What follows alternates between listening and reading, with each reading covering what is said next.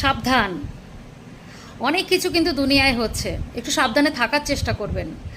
কারণ হচ্ছে আজকের ডেটে দাঁড়িয়ে যেগুলো আমরা সোশ্যাল মিডিয়াতে দেখতে পাচ্ছি, নাম এখন আর নিচ্ছি না, কিন্তু একটা কথা আমি প্রত্যেক মেয়েদেরকে বলতে চাই, জানি না আমার কথা কে কীভাবে নেবে, কিন্তু সতর্ক থাকতে আমি সবাইকে বলবো।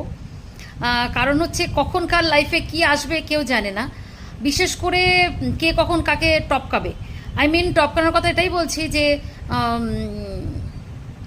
ছেলেরা, কিছু সংখ্যক ছেলেরা, প্লিজ কেউ পার্সোনাল নেবেন না, কিছু সংখ্যক ছেলে আছে যারা পর স্ত্রী কাতর বা যারা পরকীয়া করে আর কি, তারা কিন্তু চেষ্টা করছে নিজের বউকে পাগল বানানোর।